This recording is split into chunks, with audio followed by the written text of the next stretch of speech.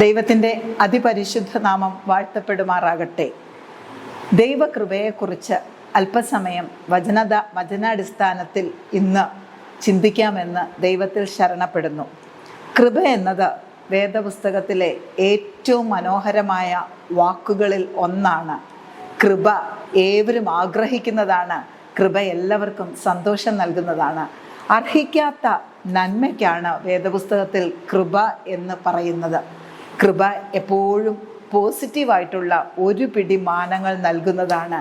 കൃപയ്ക്കുള്ളിൽ സന്തോഷമുണ്ട്, കൃപയ്ക്കുള്ളിൽ സ്വസ്ഥതയുണ്ട്, കൃപയ്ക്കുള്ളിൽ സമാധാനമുണ്ട്, കൃപയ്ക്കുള്ളിൽ അനുഗ്രഹമുണ്ട്, ഐശ്വര്യമുണ്ട്. എന്നാൽ ദൈവിക പദ്ധതി പ്രകാരമുള്ള കൃപയ്ക്കുള്ളിൽ ചില വാളുകളുമുണ്ട് എന്നുള്ളത് വേദപുസ്തക സത്യമാണ്. ഇന്നത്തെ വചന ധ്യാനത്തിനായിട്ട് തിരഞ്ഞെടുത്തിരിക്കുന്ന വിഷയം കൃപയ്ക്കുള്ളിലെ വാൾ എന്നതാണ്. കൃപയ്ക്കുള്ളിലെ വാൾ. വയോധികനായിരിക്കുന്ന ശിമയോൻ യേശുവിൻ്റെ അമ്മയായിരിക്കുന്ന മറിയയുമായി യെരുശലേം ദേവാലയത്തിൽ സംവാദിക്കുന്ന സമയത്ത് വിശുദ്ധ ലൂക്കോസ് എഴുതിയ സുവിശേഷം 2-ാം അധ്യായം 35-ാം വാക്യത്തിലാണ് അവരെ അനുഗ്രഹിച്ചുകൊണ്ട് ശിമോൻ പറയുന്നു, നിന്റെ സ്വന്തം പ്രാണനിൽ കൂടെയും ഒരു വാൾ കടക്കും. അനുഗ്രഹിച്ചു പറയുന്നതിനകത്ത് ഒരു വാളുണ്ട് എന്ന് പറയുമ്പോൾ ഉൾക്കൊള്ളുവാൻ നമുക്ക് വലിയ പ്രയാസമാണ്. മാനുഷികമായി ലോകപരമായി ഒക്കെ നാം ചിന്തിക്കുമ്പോൾ അനുഗ്രഹത്തിനകത്ത് വാളിന് പകരം സന്തോഷവും ഉയർച്ചയും അഭിവൃദ്ധിയും മാത്രമാണ്. എന്നാൽ വിശുദ്ധ ലൂക്കോസ് എഴുതിയ സുവിശേഷത്തിൻ്റെ 2-ാം അധ്യായത്തിൽ 35-ാം വാക്യത്തിൽ ഇതിന് പശ്ചാത്തലമായിരിക്കുന്നത് യഹൂദ നിയമപ്രകാരം പ്രസവ ശുശ്രൂഷ കഴിഞ്ഞ് വിശുദ്ധീകരണം തികച്ചു കഴിയുമ്പോൾ ശുദ്ധീകരണ നിയമമനുസരിച്ച്, അതായത് യഹൂദന്മാരുടെ നിയമമനുസരിച്ച് സ്ത്രീയുടെ ശുദ്ധീകരണ കാലം തികഞ്ഞു കഴിയുമ്പോൾ അമ്മയപ്പന്മാർ ദൈവം ദാനമായി നൽകിയ പൈതലിനെ ചില യാഗവസ്തുക്കളോടുകൂടി ദൈവസന്നിധിയിൽ കൊണ്ടുചെന്ന് നന്ദി നിറഞ്ഞ ഹൃദയത്തോടെ പൈതലിനെ ദൈവം മുമ്പാകെ സമർപ്പിക്കുന്നത് ഒരു വലിയ ശുശ്രൂഷയായിരുന്നു. അങ്ങനെ യേശുവിൻ്റെ അമ്മയപ്പന്മാർ യേശു കർത്താവ് പൈതലായിരിക്കുന്ന യേശുവിനെയും കൊണ്ട് യെരുശലേമിലേക്ക് പോകുമ്പോൾ ഈ വലിയ കാഴ്ച കാണുവാനായിട്ട് ദൈവനിയോഗപ്രകാരം കാത്തിരുന്നവനും നീതിമാനും യെരുശലേമിൻ്റെ സമാധാനത്തിന് വേണ്ടി കാത്തിരുന്നവനുമായ ഏറെ പ്രായം ചെന്ന ശിമ്യോൻ കുഞ്ഞിനെ കയ്യിലെടുത്തുകൊണ്ട് അമ്മയപ്പന്മാരെ അനുഗ്രഹിച്ചു പറയുന്ന വാക്യമാണ്, നിന്റെ സ്വന്തം പ്രാണനിൽ കൂടെയും ഒരു വാൾ കടക്കും. ശരീരത്തിൽ കൂടെ വാൾ കടക്കുന്നതിനേക്കാൾ ഏറെ വേദനാജനകമാണ് പ്രാണനിൽ കൂടെ കടക്കുന്ന വാൾ. എന്നാൽ ദൈവിക പദ്ധതിക്ക് വേണ്ടി നമ്മളെ ഒരുക്കിയെടുക്കുമ്പോൾ, ദൈവിക പദ്ധതിയുടെ സാക്ഷാത്കാരത്തിനു വേണ്ടി നമ്മളെ ഒരുക്കിയെടുക്കുമ്പോൾ നമ്മളെ കൊണ്ട് സ്വതവേ ചെയ്തെടുക്കാൻ പറ്റാത്തതും നമുക്ക് വഹിക്കാൻ പറ്റാത്തതുമായ ചില അനുഭവങ്ങൾ, ചില സാഹചര്യങ്ങൾ, ചില വാളുകൾ നമ്മുടെ ജീവിതത്തിൽ ദൈവം അനുവദിച്ചു തരുമ്പോൾ അത് ഉൾക്കൊള്ളുവാനായി നമ്മളെ സജ്ജമാക്കി എടുക്കുന്നതിനും നാം കൃപ എന്ന് പറയണം. എന്നാൽ വിശുദ്ധ ലൂക്കോസ് എഴുതിയ സുവിശേഷം 1-ാം അധ്യായത്തിൻ്റെ 28-ാം വാക്യത്തിൽ മറിയെ ഇപ്രകാരം ഒരു വലിയ ദൗത്യത്തിന് വേണ്ടി യേശുവിൻ്റെ അമ്മയാകാൻ പോകുന്ന കന്യക മറിയാമിനെ ഇത്തരത്തിലുള്ള വലിയ ശുശ്രൂഷയ്ക്ക് വേണ്ടി ദൂതൻ ഒരുക്കിയെടുക്കുന്ന ആദ്യത്തെ അഭിസംബോധന, അതായത് വിശുദ്ധ ലൂക്കോസ് എഴുതിയ സുവിശേഷം 1-28 ഇങ്ങനെയാണ് വിളിക്കുന്നത്, കൃപ ലഭിച്ചവളെ നിനക്ക് വന്ദനം.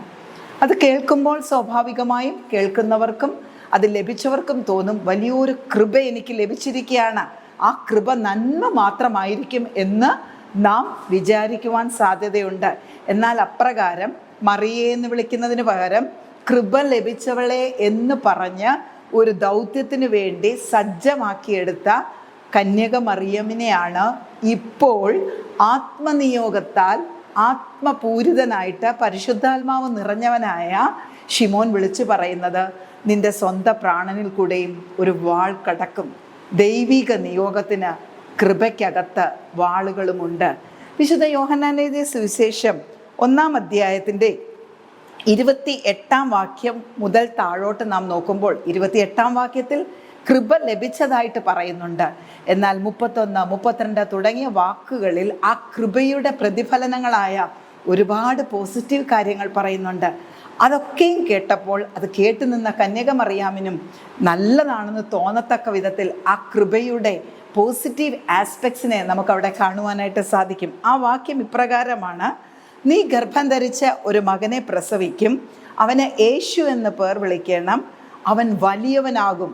നാം ഏവരും ഇഷ്ടപ്പെടുന്ന ഒരു കാര്യമാണ് നമ്മുടെ തലമുറ, നമ്മുടെ മക്കൾ വലിയവരാകുവാനായിട്ട്. അവൻ വലിയവനാകും, അത്യുന്നതൻ്റെ പുത്രൻ എന്ന് വിളിക്കപ്പെടും. അപ്പോൾ ആദ്യം നൽകപ്പെട്ട കൃപയ്ക്കകത്ത് തലമുറ വലുതാകുന്ന കാര്യം പറയുന്നുണ്ട്, തലമുറ അത്യുന്നതൻ്റെ പുത്രൻ എന്ന് വിളിക്കപ്പെടുന്ന കാര്യം പറയുന്നുണ്ട്. പിന്നീട് പറയുന്നു, ദൈവം അവൻ്റെ പിതാവായ ദാവീദിൻ്റെ സിംഹാസനം അവന് കൊടുക്കും. ദാവീദിൻ്റെ സിംഹാസനം അവന് കൊടുക്കുന്നതായിട്ട് പറയുന്നുണ്ട്. അത്യുന്നതൻ്റെ പുത്രൻ എന്ന് വിളിക്കപ്പെടും, വലിയവനാകും, ദാവീദിൻ്റെ സിംഹാസനം കിട്ടും. തീർന്നില്ല, അവൻ യാക്കോബ് ഗൃഹത്തിൽ എന്നേക്കും രാജാവായിരിക്കും. മകൻ ഒരു രാജാവാകാൻ പോകുന്നു എന്ന് പറഞ്ഞത് കൃപയാണ്. കൃപയ്ക്കകത്ത് ഒരു പിടി നല്ല കാര്യങ്ങളുണ്ട്. കൂടെ ചേർക്കുന്നു 33-ാം വാക്യത്തിൻ്റെ അവസാനം, അവൻ്റെ രാജ്യത്തിന് അവസാനം ഉണ്ടാകുകയില്ല. ഇത്രയും കാര്യങ്ങൾ കേട്ടാൽ ഏതൊരു മാതാവും സന്തോഷത്തോടെ സ്വീകരിക്കും. കാരണം പറഞ്ഞതൊക്കെയും ലോകപ്രകാരം നല്ല നല്ല കാര്യങ്ങളാണ്. ഏതൊരു മാതാവിനും ആഗ്രഹിക്കുവാൻ വക നൽകുന്നതാണ്. അതിനുവേണ്ടി മറിയ ഇതൊക്കെയും കേട്ട് ഇതെങ്ങനെ സംഭവിക്കുമെന്നൊക്കെ അവൾ സംശയിച്ച് ചോദിക്കുന്നെങ്കിലും ദൈവത്തിന് ഒരു കാര്യവും അസാധ്യമല്ലല്ലോ എന്ന് പറഞ്ഞ വാക്കിൽ ശക്തിപ്പെട്ടുകൊണ്ട്, ബലപ്പെട്ടുകൊണ്ട് അവൾ ദൈവിക പദ്ധതിക്ക് വേണ്ടി തന്നെ ഏൽപ്പിച്ചു കൊടുക്കുന്നു. ഇതാ ഞാൻ കർത്താവിൻ്റെ ദാസി, നിന്റെ ഹിതം പോലെ എനിക്ക് ഭവിക്കട്ടെ എന്ന് പറയുന്നു. പിന്നീടുള്ള കാലങ്ങളിലാണ് ഈ പറഞ്ഞതുപോലെ കുഞ്ഞിൻ്റെ ജനനവും കുഞ്ഞിനെ ശുദ്ധീകരണത്തിനായിട്ടും സമർപ്പണത്തിനായിട്ടും യെരൂശലേം ദേവാലയത്തിലേക്ക് കൊണ്ടുപോവുകയും ചെയ്യുമ്പോഴാണ് കൃപയുടെ മറ്റൊരു വശം നാം കാണുന്നത്. വളരെ സന്തോഷത്തോടുകൂടി അമ്മയപ്പന്മാർ ആ പതിവ് പോലെ, യഹൂദ പതിവ് പോലെ ആ കുഞ്ഞുമായിട്ട് യെരൂശലേം ദേവാലയത്തിലേക്ക് ചെന്ന് കുഞ്ഞിനെ സമർപ്പിക്കുമ്പോൾ ഈ കാഴ്ച കാണുവാനായിട്ട് അതിതീവ്രതയോടെ കാത്തിരുന്ന, പരിശുദ്ധാത്മ നിയോഗത്താൽ ദൈവിക വാഗ്ദത്ത പ്രകാരം കാത്തിരുന്ന ശിമ്യോൻ കുഞ്ഞിനെ എടുത്തുകൊണ്ട് മറിയോട് പറയുന്നു, നിന്റെ സ്വന്തം പ്രാണനിൽ കൂടെയും ഒരു വാൾ കടക്കും. കൃപയുടെ മറ്റൊരു മുഖമാണ് വാൾ. ഇതിനെ ഉൾക്കൊള്ളുവാൻ വിശ്വാസികളായ നമുക്ക് വലിയ പ്രയാസമാണ്. ക്രൈസ്തവ ജീവിതത്തിൽ ഈ ലോകത്തിൽ നാം ആയിരിക്കുമ്പോൾ ദൈവം തൻ്റെ പദ്ധതി പ്രകാരം ചില നിയോഗങ്ങൾക്കായിട്ട് നമ്മെ പാകപ്പെടുത്തിയെടുക്കുമ്പോൾ, നമ്മെ രൂപഭംഗി വരുത്തുവാനായിട്ട് ചില നാം ആഗ്രഹിക്കാത്ത പ്രതിസന്ധികളിൽ കൂടെ കടത്തിവിടുന്നതിനെയാണ് ഇവിടെ വാളെന്ന് പറയുന്നത്. തൻ്റെ പൊന്നോമന പുത്രൻ 33-ാമത്തെ വയസ്സിൽ കാൽവറിയിൽ മാനവരാശിയുടെ പാപത്തിനായി പിടഞ്ഞു മരിക്കുന്ന അതിദാരുണമായ കാഴ്ച നോക്കി കാണേണ്ടി വരുന്ന മാതാവിൻ്റെ ഹൃദയവേദനയെ വാളിനോടാണ് ശിമ്യോൻ ഉപമിച്ചിരിക്കുന്നത്. ഈ വാൾ അത്യാവശ്യമാണ്. ലോകത്തെ ദൈവത്തിന് രക്ഷണ്യ പദ്ധതിയിലൂടെ കൊണ്ടുവരുവാൻ, പുറത്ത് കൊണ്ടുവരണമെങ്കിൽ ഇപ്രകാരം ഒരു മരണം അത്യാവശ്യമാണ്. അത് ഒരു വാളായി മാതാവിൻ്റെ ജീവിതത്തിൽ നിൽക്കുന്നു. അങ്ങനെയെങ്കിൽ കൃപ എപ്പോഴും നാം ചിന്തിക്കുന്നത് പോലെ നന്മയുടെയും സന്തോഷത്തിൻ്റെയും അനുഗ്രഹത്തിൻ്റെയും മാത്രം വശങ്ങളല്ല.